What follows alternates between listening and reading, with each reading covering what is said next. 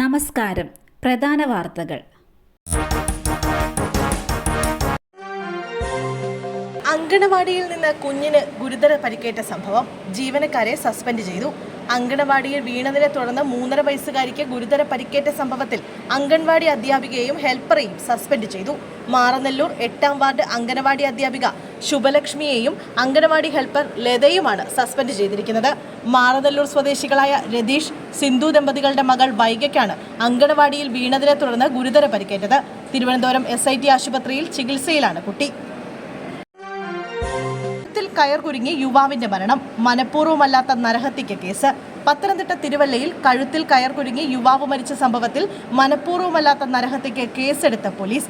സംഭവത്തിൽ കരാറുകാരൻ ഉൾപ്പെടെ പ്രതിയാകുമെന്നും പോലീസ് അറിയിച്ചു. അറസ്റ്റ് ഇന്നുണ്ടാകും. റോഡിൽ കയർ കെട്ടിയത് യാതൊരു വിധത്തിലുള്ള സുരക്ഷാ മുൻകരുതലുകളും ഇല്ലാതെയെന്ന് പോലീസ് ചൂണ്ടിക്കാട്ടി. ഇന്നലെ വൈകിട്ടാണ് മരം മുറിക്കുന്നതിന്റെ ഭാഗമായി കെട്ടിയിരുന്ന കയറിൽ കുരുങ്ങി സിയാദ് മരിക്കുന്നത്. തിരുവല്ല മുത്തൂരിൽ വെച്ചായിരുന്നു അപകടം. ബർത്ത്ഡേ പാർട്ടിക്കിടെ പോലീസുകാർക്ക് നേരെ ഗുണ്ടാക്രമണം. 8 പേർ കസ്റ്റഡിയിൽ. തിരുവനന്തപുരത്ത് പോലീസുകാർക്ക് നേരെ ഗുണ്ടാക്രമണം. തിരുവനന്തപുരം നെടുമങ്ങാടാണ് സംഭവം. നെടുമങ്ങാട് പോലീസ് സ്റ്റേഷനിലെ SI-മാർക്കും ഒരു CPO-യ്ക്കുമാണ് പരിക്കേറ്റത്. പരിക്കേറ്റ ഉദ്യോഗസ്ഥരെ ആശുപത്രിയിലേക്ക് മാറ്റി. ബർത്ത്ഡേ പാർട്ടിക്കിടെയാണ് ആക്രമണം നടന്നത്. കുപ്രസിദ്ധ ഗുണ്ട സ്റ്റാമ്പർ അനീഷിന്റെ നേതൃത്വത്തിലായിരുന്നു ആക്രമണം നടന്നത്. അനീഷ് ഉൾപ്പെടെ 8 പേരെ സംഭവത്തിൽ പോലീസ് കസ്റ്റഡിയിലെടുത്തു. സ്റ്റാമ്പർ അനീഷിന്റെ സഹോദരിയുടെ മകന്റെ ബർത്ത്ഡേ പാർട്ടിയിലാണ് ആക്രമണം നടന്നത്. ഗുണ്ടകളെ പങ്കെടുപ്പിച്ച് നടത്തിയ ബർത്ത്ഡേ പാർട്ടി തടയാനെത്തിയതായിരുന്നു പോലീസ്.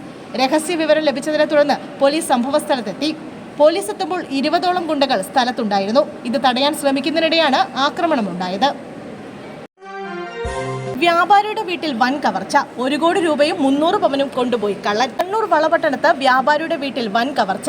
വളപട്ടണം മന്ന സ്വദേശി അഷ്റഫിന്റെ വീട്ടിൽ നിന്നും 1 കോടി രൂപയും 300 പവനും മോഷണം പോയതായി പരാതി.